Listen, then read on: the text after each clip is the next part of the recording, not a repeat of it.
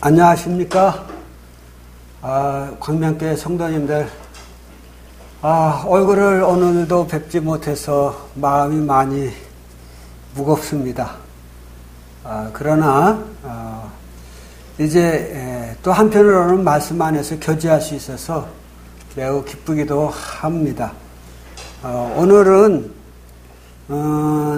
전도서 7장 4절 말씀을 중심으로 해서 교제를 드리겠습니다. 지난번에는 전도서 7장 4절 말씀을 가지고 하나님의 복음을 구도자들을 대상으로 해서 전했습니다마는 오늘은 성도님들을 대상으로 좀 말씀을 교제해보고자 합니다. 전도서 7장 4절 말씀 찾으셨으면 읽도록 하겠습니다. 지혜자의 마음은 초상집에 있으되 우매자의 마음은 혼인집에 있느니라. 여기 지혜자의 마음과 우매한 자의 마음을 말씀하고 있습니다. 지혜자의 마음은 초상집에 있다 하면 그 사람의 죽음의 문제를 제가 깊이 생각할 줄 아는 사람이다 하는 것이죠. 그런데 우매자의 마음은 죽음에 대해서는 생각할 줄 모른다는 거예요. 그래서 그 혼인집에 있다고 말합니다. 개역성경에는 연락하는 집에 있느니라 이렇게 말씀이 되고 있거든요. 이게 무슨 의미입니까? 그러니까 우매자의 마음은 그 혼인집에서 일어나는 일처럼 먹고 마시고 즐기고 춤추고 이런 쾌락을 즐기는 인간의 욕망을 충족시키는 이런 곳에 우매자의 마음이 있다고 하는 것입니다. 그러나 지혜자의 마음은 이제 사람이 한 번 죽는 것은 사람에게 정한 것이요 그 후에는 하나님의 심판이 있으리니 하는 하나님의 말씀을 기억하고 그래 사람은 한 번은 죽는 것이야. 그러니까 나는 어떻게 해야 되나 하는 것을 생각하면서 오늘이라고 하는 시간을 정말 의미 있게 살려고 노력한다고 하는 것입니다. 또 내일이라고 하는 시간을 또 올해라고 하는 시간을 하나님이 주신다고 하면 내가 어떻게 이 시간을 가치 있게 보내서 하나님께 영광을 돌리고 그러므로 하나님의 그 그리스도의 심판대 앞에 섰을 때 부끄러움이 없이 설 수 있는가 하는 것을 생각하게 된다고 하는 것이죠. 일본 들은 이야기입니다만은 일본 어느 모임에서는 12월 31일이 되면 한 가지 특별한 예식을 행한다고 합니다. 그것은 무엇이냐면 그 변호사를 초청을 해가지고 그 옆에 두고 저들이 유언장을 작성하는 그러한 일들을 한다고 하는 것이죠. 그 유언장은 언제 작성합니까? 내가 죽음을 일반적으로는 그렇잖아요. 죽음을 앞두고 유언장을 작성하는 것 아니겠습니까? 죽음을 생각하지 않는 사람이 유언장을 작성하는 경우는 없죠. 죽음을 생각하는 사람이 유언장을 작성하는 것이죠. 그런데 이 일을 해마다 행하는데 물론 성경에는 이런 일을 행하라는 말씀이 없지만 그 모임에서 이 일을 행하는 이유는 그 유언장을 작성하는 이 일이 저들에게 많은 유익이 되기 때문에 그렇다고 합니다. 그 유익이라는 게 무엇입니까? 한 해를 돌아보고 내가 잘한 것이 무엇인가, 못한 것은 무엇인가, 인간관계에서 또 하나님 앞에서 내가 회개할 것은 무엇인가, 이런 것들을 돌아보고 잘못된 부분은 이제 회개하고 용서를 빌고, 그리고 인간관계와 곧 성도들과의 관계를 다시 회복하고, 이런 일들을 함으로 유익이 될 뿐만 아니라 또 하나님께서 새해를 주신다고 하면 그 새해에 내가 어떻게 시간을 사용해서 하나님께 영광을 돌릴 것인가 하는 것을 구체적으로 생각해 본다고 하는 것이죠. 그러니까 새해에 대한 목표를 우매자와 같이 즐거움이나 쾌락, 어떤 욕망을 쫓는 일에 두지 않고 하나님 앞에서 어떻게 살아갈 것인가 하는 것을 생각하도록 만드는 그런 결과를 가져다 주어서 저들에게 유익하다 하여 저들이 매년 12월 말일이 되면 이와 같은 일을 그 예배당에 모여서 행한다고 해요. 분명한 것은 우리가 이제 비록 저들의 모습을 꼭 우리가 답습해야 된다, 그런 의미로 말씀드리는 게 아니라 우리들도 참 오늘 본문의 말씀과 같이 지혜자의 마음은 초상집에 있다. 즉, 그 지혜자는 죽음이 바로 우리 생애의 동반자라는 것을 의식하고 살아간다고 하는 것이죠. 그 죽음은 비밀과 같아서 언제 우리에게 찾아올지 모르기 때문에 우리는 오늘이라고 하는 시간을 잘 계획하고 또 올해라고 하는 날을 잘 계획해서 주님이 허락하시면 이러이러한 일을 이루어가겠다고 하는, 그래서 시간을 아껴 하나님께 열매를 맺는 삶을 살아가도록 만드는 것입니다. 참 에베소서 5장 15절에서도 그래서 이렇게 말씀하고 있어요.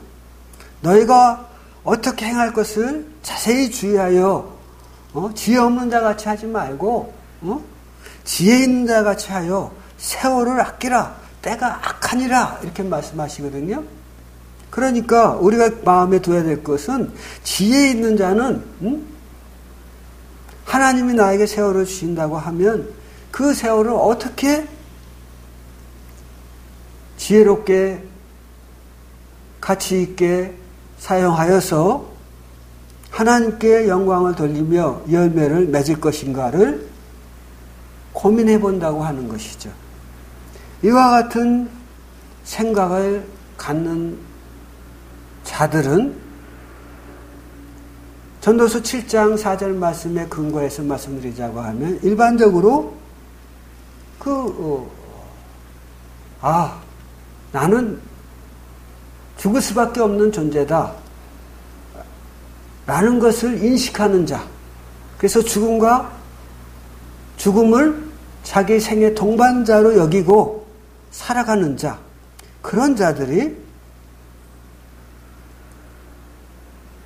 지혜 있는 자 같이 하여 세월을 아끼는, 그래서 초능을 아껴서 기도하고, 초능을 아껴서 말씀을 읽고, 초능을 아껴서 선행을 하고, 또 우리의 일반적인 삶 속에서도 그리스도의 향기를 드러내는 그리스도의 편지로서의 역할을 하면서 살아가도록 노력한다는 거예요. 왜? 죽음 후에는 그리스도의 심판대가 있기 때문에, 죽음을 생각하면 우리가 그리스도의 심판대로 생각하지 않을 수가 없잖아요. 그렇기 때문에 우리는 우리의 세월을 아낄 수밖에 없다고 하는 것이죠. 우리가 세상이 악함으로 세상 사람들처럼 세상 모든 사람들이 먹고 즐기고 쾌락을 즐기는 이런 모습으로 살아가지만 우리가 그런데 현혹돼서는 안 된다는 것이죠. 우리 죽음 이후에 우리는 하나님의 얼굴을 배울 것이기 때문에 그렇습니다. 성경 빌립보서에 보면 거짓 교사의 특징에 대해서 말씀해주고 있습니다. 그들은 그리스도의 십자가의 원수로 행한다는 거예요. 교회 안에 있는데 교회 안에 성도라고 불려지며 또 하나님의 말씀을 가르치는 자라고 불려지며 그런 또 위치를 점하고 살아가는 자들 중에도 그리스도의 십자가의 원수를 행하는 거짓 교사들이 있음을 사도 바울이 경고하고 있습니다. 그런데 그들에게 있는 특징은 뭐냐면 그들의 마침은 멸망이요 그들의 신은 배요 그의 영광은 그들의 부끄러움에 있고 땅의 일을 생각하는 자라 이렇게 말씀하거든요. 여기에 말씀된 대로 그들의 신은 배요 라는 말씀이 무슨 말일까요? 그들이 의지하고 삶의 목적으로 두고 살아가는 그 삶의 의미가 먹고 마시고 즐기는, 즉 배를 위하여 무엇을 먹고 무엇을 마시고 무엇을 즐길 것인가 이런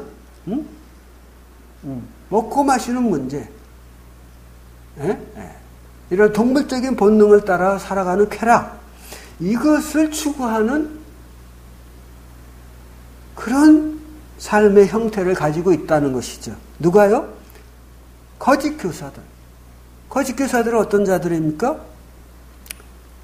하나님의 이름을 부르지만 어리석은 자들 아닙니까? 그래서 그들의 신은 배요 그 영광은 그들의 부끄러움에 있고 땅의 일을 생각하는 자들이라. 하늘의 일을 생각하지 않아요. 그들의 모든 자랑은 입으로 말하기도 부끄러울 만한 죄를 즐기는 그런 삶이다 그 말이죠. 그것이 뭐예요? 한마디로 말하면 욕망을 쫓아 쾌락을 추구하는 그런 것 아니겠습니까? 그러나 빌립보서 3장 18절 19절에서는 거짓 교사에 대해서 말씀하면서 20절에서는 이렇게 말씀해요. 그러나 우리의 시민권은 하늘에 있는지라 거기로부터 구원하는 자 곧 주 예수 그리스도를 기다린다. 그는 만물을 자기에게 복종케 하실 수 있는 자의 역사로 우리의 낮은 몸을 자기의 영광의 몸의 형체와 같이 병케 하시리라. 이렇게 말씀하거든요. 그렇습니다. 우리의 시민권은 하늘에 있습니다. 세상의 육적인 사람들과 같이 먹고 마시고 즐기며 살아가는 것이 삶의 목표. 그거 아니다 그 말이에요. 우리는 정말 우리를 휴거시키신 이후에 우리에게 우리가 산 대로 우리가 행한 대로 큰 상급을 내리실 그리스도를 기다리는 것이죠. 그리스도의 심판대를 기다리는 거예요. 우리가 이 땅에서 심은 대로 하나님께서는 상급을 주시는데 하나를 심으면 하나를 주는 게 아니라 누가복음에 보면 우리가 30배, 60배, 100배의 열매로 우리에게 주신다고 말씀하고 있고 마가복음에 보면 100배의 열매를 주신다 이렇게 말씀하거든요. 그러므로 우리는 우리가 하늘의 시민권을 가진 자로서 즉 하나님께 택함을 받아 거듭난 자로서 우리는 예수 그리스도를 기다리기에 부끄러움이 없는 자로 살아가기 위해서는 어떻게 해야 돼요? 지혜 있는 자 같이 살아야 된다는 것이죠. 자세히 주의하여 지혜 있는 자 같이 살아야지 지혜 없는 자 같이 살아서는 아니 된다는 것입니다. 그럼 지혜 있는 자란 무엇일까요? 바로 우리의 시간을 잘 활용해서 정말 하나님께 영광을 돌리는 그런 삶을 살아야 된다는 것이죠. 왜? 때가 악합니다. 그래서 세월을 아껴야 되는 거예요. 그래서 에베소서에서 말씀하기를 지혜 있는 자같이 하여 세월을 아끼라 때가 악하니라 이렇게 말씀하고 계시는 거거든요. 그런데 그래 우리가 이제 주님이 오시면 우리가 놀랍게도 주님의 몸과 같이 영광스러운 몸으로 변화될 거 아니겠습니까?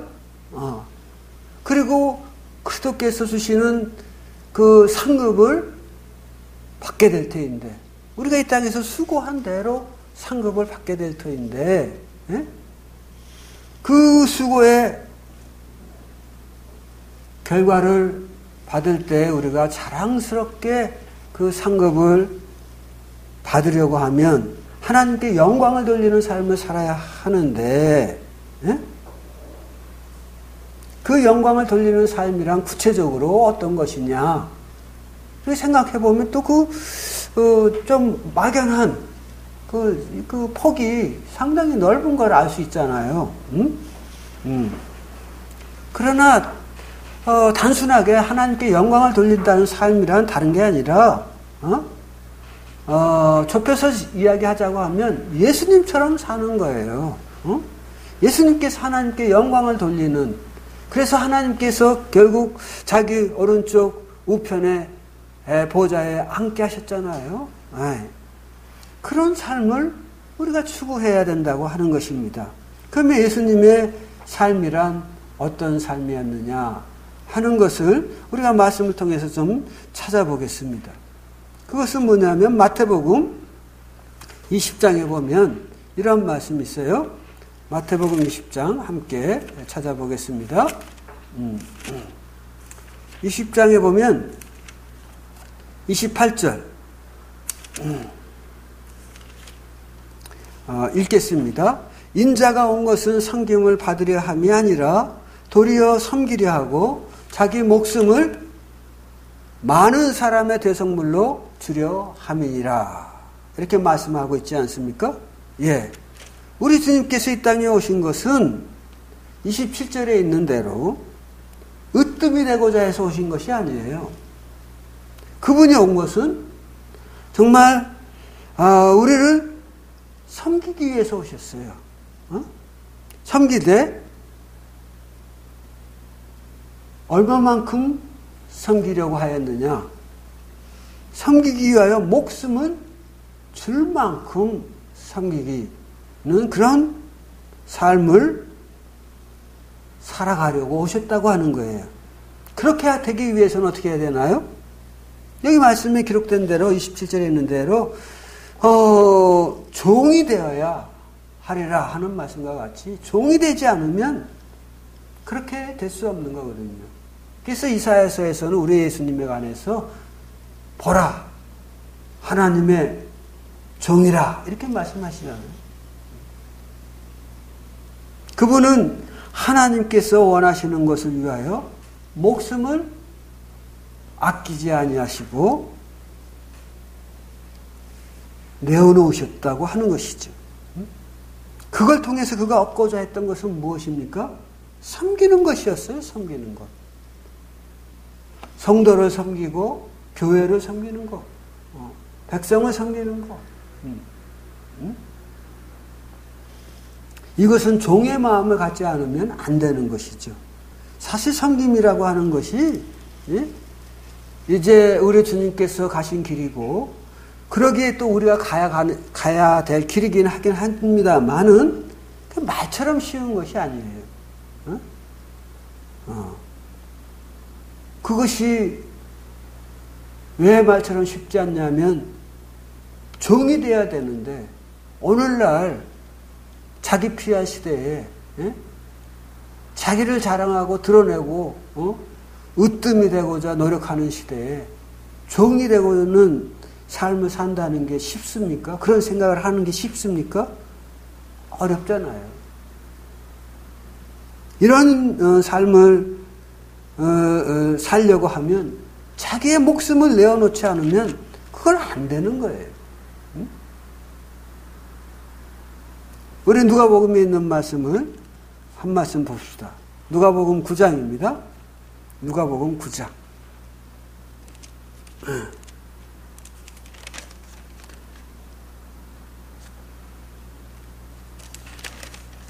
누가복음 9장 22절에 보면 이르시되 인자가 많은 고난을 받고 장로들과 대제사장들과 서기관들에게 버림바가 되어 죽음을 당하고 제3일에 살아나야 하리라 하시고 또 무리에게 이르시되 아무든지 나를 따라오려거든 자기를 부인하고 날마다 제 십자가를 지고 나를 따를 것이니라.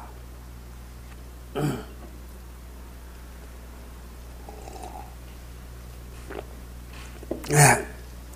여기서 우리 주님께서 무엇을 말씀하고 있습니까? 인자가 고난을 받고 장로들과 대제사장들과 서기관들에게 버림을 받아 죽임을 당할 것이다. 이거 말씀하시는 거예요. 우리 주님이 아까 말씀드렸던 것처럼 종으로서 섬기는 삶을 사셨는데 도리어 하나님을 섬긴다는 사람들이 예수님을 십자가에 내어주는 이런 일들을 우리가 보지 않습니까? 우리 주님은 그것을 알고 계셨어요. 다른 말로 표현하면 우리 주님께서는 이 땅에서 한참 일하시는 그때에도 자기의 죽음을 생각하고 있었다고 하는 거예요. 그러면서 23절에서 아무든지 나를 따라오려거든 자기를 부인하고 날마다 제 십자가를 지고 나를 따를 것이니라 이렇게 말씀하시거든요. 주님께서 한참 일하시는 그 시간에도 자기 신의 죽음을 생각했던 것처럼 자기를 따라오는 제자들에게도 너희가 나의 제자가 되고자 하느냐? 그러면 너희들도 자기 십자가를 지지 않고는 나를 따를 수 없다. 즉 너희가 죽음이라고 하는 것을 생각지 않고서는 나의 제자가 될 수가 없다. 라고 말씀을 하고 계시는 것입니다. 다른 말로 표현하면 나는 죽었고 를 의식하면서 죽음을 나의 동반자로 생각하면서 살아가는 이런 의식 이것이 없이는 참된 예수님의 제자가 될 수 없다라고 말씀을 하고 있는 것이다 그 말이에요. 그러면 죽음을 생각한다고 하는 것은 모든 것을 포기하고 이제 참 낙담하여 엎드려져 있는 것일까요? 아니에요. 우리가 침례를 받을 때 보지 않습니까? 물에 잠기는 것은 저가 죽어 장사되는 것이고 저가 물에서 나오는 것은 뭘 말해요? 이제 부활하여 일어나는 때 하나님에 대하여 살겠다고 하는 의미를 가지고 물에서 나오는 것 아닙니까? 장사된 그 위치에서 이제는 하나님을 위하여 살겠다고 나오는 것 아닙니까? 그래서 우리가 죽음을 동반자로 생각하며 살아가는 인생 가운데 성령님이 함께 하시고 성령님께서 우리를 하나님에 대하여 산 자로 이끄시면 우리가 그것을 따라 사는 것이 삶의 지혜예요. 또 그것이 영혼에 투자하는 것이요. 또 그 영혼에 투자하는 것이 결국은 영광스러운 열매로 우리에게 다가올 것이다. 그거 지금 말씀하고 있는 거예요. 응? 그래서 우리는 하나님께 영광을 돌리는 삶, 세월을 아껴 하나님께 영광을 돌리는 삶 어떻게 살지? 생각할 때 가장 쉬운 것은 뭘까요? 은사를 따라 섬기고 또 어떤 저런 여러 가지 것을 생각할 수 있지만 중요한 것은 그냥 단순하게 생각하면 그래, 나에게 주어진 은사를 따라서 주님처럼 사는 거야. 주님처럼. 주님을 본받아서. 근데 주님은 어떻게 사셨다? 그가 사람을 섬기기 위하여 사셨다는 거예요. 으뜸이 되고자 해서 사는 것이 아니에요. 그래서 우리가 으뜸이 되고자 자신을 자꾸 드러내고 인정받으려고 하고 또 인정해주지 않으면 분노하고 이러는 것은 지혜자의 태도가 아닌 거예요. 어리석은 자의 태도인 것이죠. 응? 정말 갈라디아서에 보면 그런 말씀 있잖아요. 내가 그리스도와 함께 십자가에 못 박혔나니 그런즉 이제는 내가 산 것이 아니요 오직 내 안에 그리스도께서 사신 것이라. 갈라디아서 2장 20절 말씀 아닙니까? 네. 우리가 잘 애우고 있는 말씀이기도 한데 이런 말씀과 같이 나는 그리스도와 함께 십자가에서 죽은 자이다 라는 것을 매일의 삶 속에서 의식하고 이제 성령이 이끄는 대로 내 거듭난 피조물인 나는 그리스도 안에서 그리스도께서 하나님께 영광을 돌린 것과 같이 영광을 돌리는 삶을 사는 것이 나의 삶의 목표가 되어야 한다 하는 것을 말씀해주고 있는 것입니다. 두 번째 우리 예수님께서 보이신 것은 무엇입니까? 첫째는 섬기기 위해서 그분이 오셨고 두 번째는 마태복음 20장에서 우리가 보았듯이 인자가 온 것은 섬김을 받으려 함이 아니라 도리어 섬기려 하고 자기의 목숨을 많은 사람의 대속물로 주려 함이라 이렇게 말씀하셨지 않습니까? 예. 많은 사람의 대속물. 대속물은 뭘 말하죠? 죄를 위하여 드려지는 희생물을 말하는 것입니다. 우리 주님께서 죄인들을 죄에서 구원하기 위하여 오셨다고 하는 것이죠. 곧 우리 주님께서 그의 생명을 우리를 위하여 내어주심은 우리를 죄악 가운데서 구원하여 의의 길에 서게 하시고 우리를 사망에서 구원하여 생명에 거하게 하시고 그러므로 우리가 영생을 얻고 심판에 이르지 않도록 하기 위하여 이 땅에 오신 분이었다 그 말이에요. 그리고 그 목적을 위해서 사셨고 그 목적을 위해서 자신의 생명을 대속물로 내어주셨다는 것이죠. 그러면 우리가 그분의 모습을 닮아간다고 하면 우리는 복음을 위하여 수고해야 할 것입니다. 복음은 복음 전에 나는 복음의 은사가 없어요. 이러고 우리가 피할 것이 아니라 우리가 이제 복음의 은사가 있는 이 복음을 전할 수 있도록 우리가 매사에 처신을 해야 되겠죠. 복음에 합당한 생활을 해야 되겠죠. 그리고 영혼을 주님께로 인도하는 일. 그래서 전도자에게 인도하는 일, 교회로 인도하는 일, 이런 것이 복음에 합당하게 생활하는 것 아니겠습니까? 그런데 그것이 참 쉬운 일입니까? 상대가 나를 온전한 그리스도인으로 존중하지 않으면 이루어질 수 없는 일 아닙니까? 그래서 우리는 그리스도인답게 살아야 돼요. 그것이 뭡니까? 섬기는 일이지요.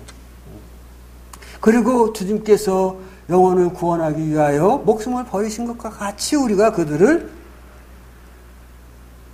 이제 복음 앞으로, 그리스도 앞으로 인도함으로 주님께 그 영혼이 구원을 얻도록 우리는 수고해야 할 것입니다. 또 전도의 은사가 있는 사람들은 열심히 전도를 해야 되겠죠. 또 비록 뛰어난 전도의 은사가 없을지라도 자기 삶에 그리스도께서 함께 하신 것을 우리가 우리의 가족들과 친구들과 직장 동료들에게 이야기함으로 우리는 복음을 전할 수가 있겠습니다.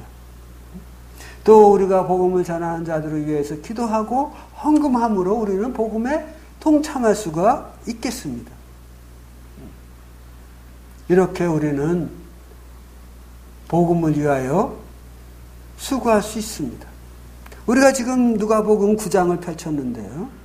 9장 그 28절서부터 그 나타나는 사건을 보면 우리 예수님께서 세 제자를 데리시고 한 산에 올라가셨습니다. 28절에 보면 예수께서 베드로와 요한과 야고보를 데리시고 기도하시려 산에 올라가사 기도하실 때 그 용모가 변화되고 그 옷이 휘어져 황채가 나더라. 문득 두 사람이 예수와 함께 말하니 이는 모세와 엘리야라. 영광 중에 나타나서 장차 예수께서 예루살렘에서 별세하실 것을 말씀하실세. 베드로와 및 함께 있는 자들이 깊이 졸다가 온전히 깨어서 예수의 영광과 및 함께 두 사람을 보더니 이게 나오잖아요. 우리 예수님은 비록 우리와 동일한 성정을 가지고 이 땅에 사셨지만 그는 하나님의 종으로 이 땅에 오신 분으로 죄가 없으셨던 분이에요. 하나님의 아들로 이 땅에 오셨기 때문에 온전히 거룩한 분이셨다 그 말이에요.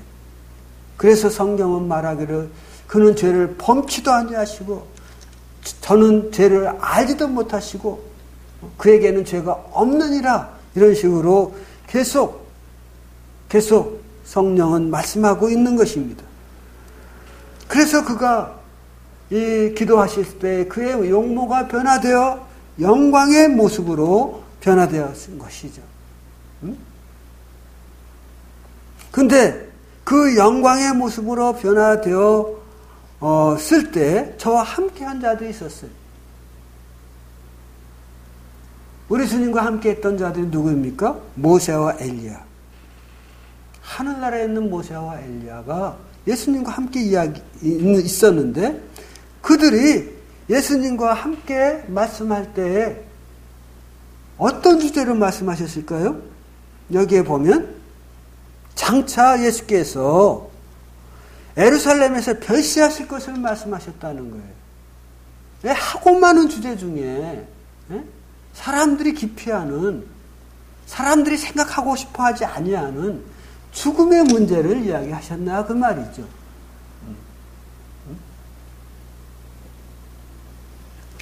우리 주님은 죽음을 통하지 않고서도 하늘나라로 바로 입성하실 수 있는 그런 영광의 모습을 가졌을 때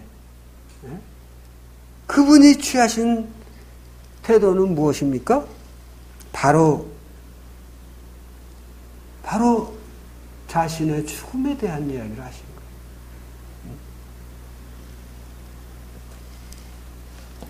왜 그렇게 하셨나요?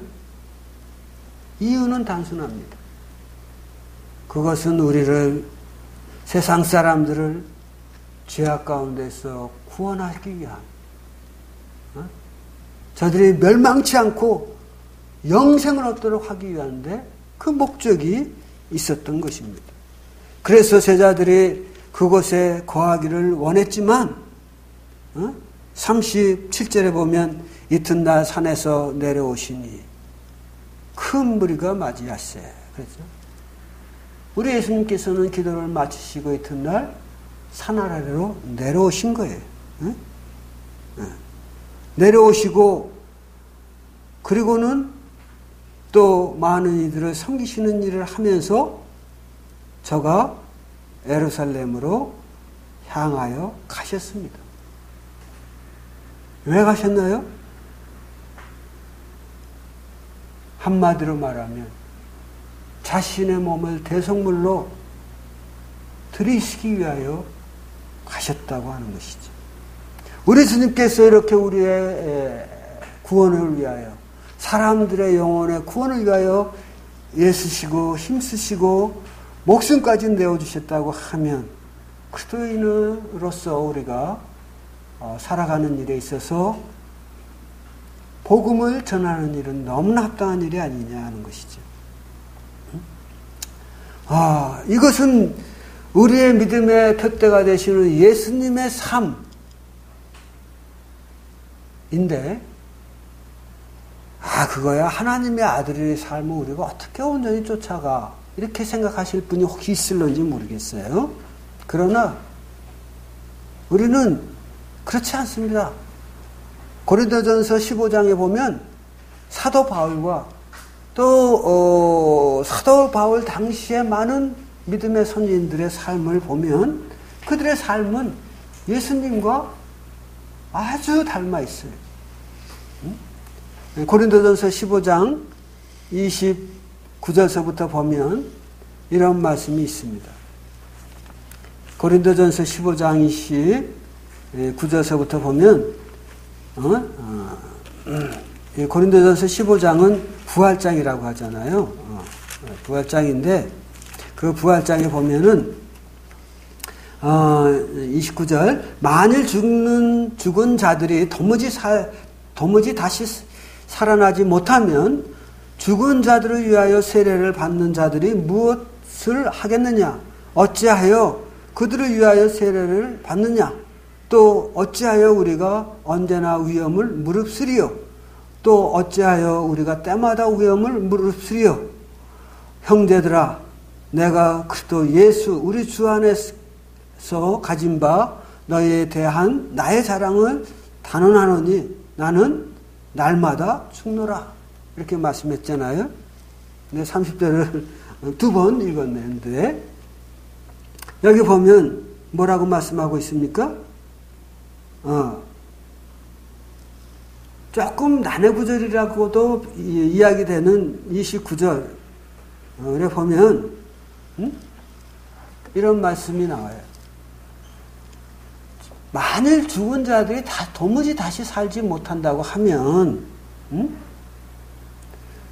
죽은 자들을 위하여 침례받는 일이 무슨 의미가 있겠느냐라는 것이죠. 어찌하여 그들을 위해서 저들이 침례를 받겠느냐 하는 것입니다. 이것을 이제 그 문단의 흐름을 통해서 이해를 하자고 하면 이런 것입니다. 많은 그리스도인들이 예수님을 믿는 일로 큰 핍박을 받았어요. 심지어 죽기까지 했어요. 그래서 순교자들이 막 나왔어요.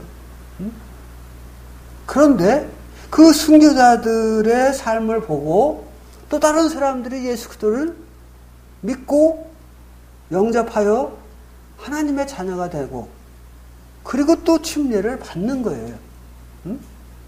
아니 앞에 사람이 그 그리스도인이어서 침례를 받아서 그 이유 때문에 죽었다고 하면 우리가 예수 그리스도를 믿는 일을 좀 기피할 수 있잖아요. 그런데 당시 사람들은 그렇게 하지 않았다. 그들이 확신 가운데에서 죄사함의 기쁨을 가지고 순교당하는 것을 보면서 나도 죄사함의 기쁨을, 영원한 하늘나라를 취하고 싶다고 하는 그런 강한 욕구가 그들 마음 가운데 일어났고 성령께서 그들을 구원하시기를 기뻐하셨다고 하는 것이죠. 그래서 그들이 예수님을 믿고 구원을 받았을 뿐만 아니라 그걸 믿고 이제 표현 안 할 수도 있잖아요. 그런데 그들은 그렇게 하지 않았다는 것입니다. 믿고 그 기쁨을 표현하고 또 침례받기를 기뻐했다는 것이죠. 그래서 침례받는 자들의 대열이 그 핍박하는 자들에 의하여 많은 자들이 죽어감에도 불구하고 침례받는 자의 대열이 멈추지를 않았다는 것이죠. 왜요? 앞서간 성도들이 죽음을 두려워하지 아니하고 자기의 믿음을 침례로서 표현하고 순교당하였는데 나도 그 길을 가야 되지 않겠느냐 하며 저들은 조금도 두려움이나 부끄러움을 갖지 아니하고 이 침례의 대열에 참여했다고 하는 것입니다. 그러면서 사도 바울이 그런 말씀을 합니다.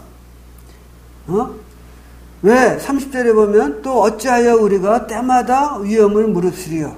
형제들아 내가 그리스도 예수 우리 주 안에 가진 바 너희에 대한 나의 자랑을 두고 단언하노니 나는 날마다 죽노라.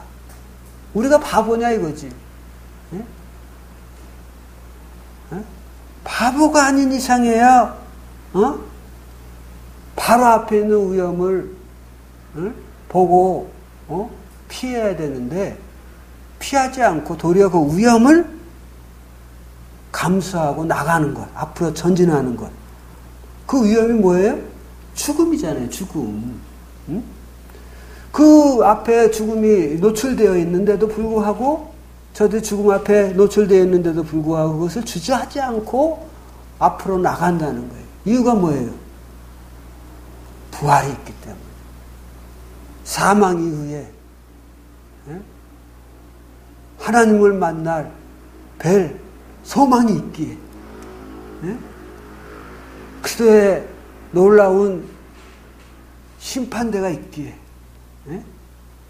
그곳에서 우리가 우리의 수고에 대한 농공심판을 받고 30배, 60배, 100배 열매를 맺는다고 하는 그 상급을 받는다고 하는 그런 기대치가 있기 때문에 그들은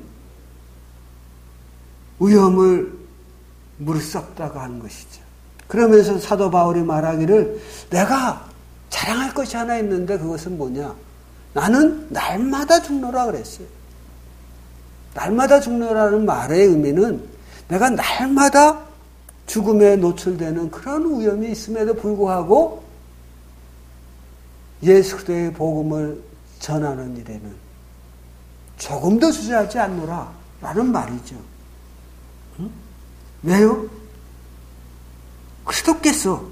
예수 그리스도께서 그렇게 사셨고 그러므로 사도 바울도 그렇게 사시는 거죠. 응? 그러므로 우리는 생각해 봐야 합니다. 정말 많은 믿음의 선진들 또 지혜로운 자들이 자기 세월을 아껴서 성도를 섬기고 교회를 섬기고 복음을 섬기고 더 나아가 복음을 전하기 위해서 목숨까지 내어놓기를 주저하지 않았다고 하는 것입니다. 마태복음 7장에 보면 이런 말씀이 있어요. 7장 24절. 7장 24절에 보면 그러므로 누구든지 나의 이 말을 듣고 행하는 자는 그 집을 반석 위에 지은 지혜로운 사람과 같으리니 비가 내리고 창수가 나매 바람이 불어 그 집에 부딪히되 무너지지 아니하나니 이는 주초를 반석 위에 넣은 연고요. 이렇게 나옵니다. 여기에 보면 지혜로운 자가 나옵니다. 누가 지혜롭습니까? 우리 주님의 말씀을 듣고 우리 주님처럼 사는 사람, 그 사람이 지혜로운 사람이라는 거예요. 응? 우리 주님처럼 섬기고 죽음을 생각하며 죽음 이후의 영광을 바라보며 사는 삶. 그 자가 지혜로운 자다 그 말이죠. 누가복음 12장에서도 우리가 한때 생각해 보았습니다마는 내 영혼아 많은 재물을 쌓아두었으니 먹고 마시고 즐기자 하리니 하나님께서 저에게 말씀하시기를 어리석은 자여 내 영혼을 오늘 밤 내가 다시 찾으리니 정말 누가 어리석은 자냐 이거죠. 먹고 마시고 즐기는. 그래서 그들의 자랑은 그들의 부끄러움에 있는 죄를 즐기는 삶, 이것이 어리석은 것입니다. 그러나 여기에 있는 말씀처럼 참 주님의 말씀대로 사후의 세계를 생각해보고 주님의 말씀에 순종하는 자들, 그런 자들은 비가 내리고 창수가 나고 바람이 불어 그 집에 부딪히되 무너지지 아니하나니 이는 그 주초를 반석 위에 넣은 용고라 이러잖아요. 그가 지혜로운 것은 무너지지 않는 반석 위에 그의 인생의 집을 지었다고 하는 것입니다. 그러면 이 반석은 무엇일까요? 고린도전서 3장 10절에 보면 사도 바울을 통하여 하나님은 말씀하십니다. 내가 주신 하나님의 은혜를 따라 내가 지혜로운 건축자와 같이 터를 닦아두매 다른 이가 그 위에 세우나 그러나 각각 어떻게 그 위에 세우기를 조심할지니 이 터는 곧 예수 그리스도시라. 그 터는 바로 예수 그리스도시라고 하는 거예요. 그 반석은 바로 예수 그리스도라고 하는 것이죠. 이 예수 그리스도 가르침 위에 나의 인생의 집을 짓는다고 하면 그는 지혜로운 자라 그 말이에요. 그러나 우리는 어리석은 자가 나오잖아요. 그 어리석은 자는 모래 위에 집을 지었어요. 그리고 비가 내리고 창수가 나고 바람이 불매 그 집의 무너짐이 매우 심하였다. 그는 쾌락의 지배, 즐거움의 지배, 자랑의 지배, 즉 자랑의 반석, 그 즐거움의 즐거움과 자랑과 쾌락의 터 위에다가 집을 지었다고 하는 거예요. 그러나 하나님의 심판이 임하자 그 무너짐이 심히 컸다고 하는 것이죠. 그러므로 누가 지혜로운 자입니까? 바로 인생을 예수 그리스도와 같이 산 사람이 지혜로운 사람이다. 그래서 이 생은 내 생을 위해서 심고 가꾸는 시기인 것입니다. 그러므로 우리는 세월을 아껴야 합니다. 이 생에서 우리가 많은 것을 취하고자 한다고 하면 우리는 예수 그리스도처럼 살아야 합니다.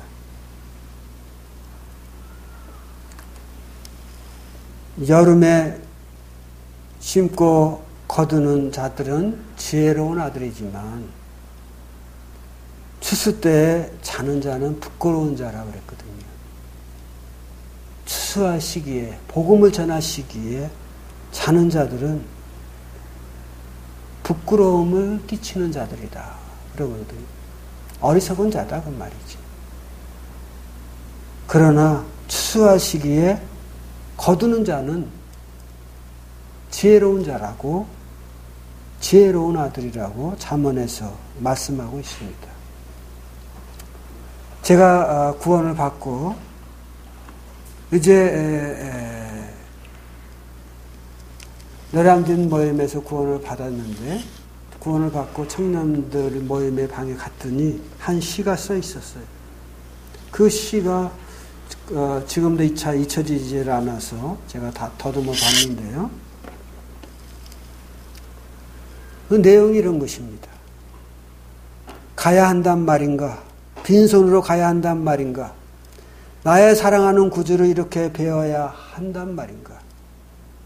한 날도 온전히 주님께 드려보지 못하고 한 영혼도 주님 발 앞에 드려보지 못하고 가야 한단 말인가? 빈손으로 가야 한단 말인가? 나의 구주를 이와 같이 배워야 한단 말인가? 한 영혼도 주님께 인사시키지 못하고 빈손으로 가야 한단 말인가? 우리가 이 시와 같은 내용으로 하나님 앞에 섰을 때 부끄러운 자가 되어서는 안 될 것입니다. 우리는 하나님을 영화롭게 하기 위하여 살아가는 그리스도인들입니다. 그것이 하나님의 기쁨이요 또 우리의 기쁨입니다. 이 삶이 여러분들에게도 이루어져서 주님과 같이 지혜로운 자로서 영광 가운데 거하는 여러분들의 생이 되기를 바라면서 말씀을 마치겠습니다.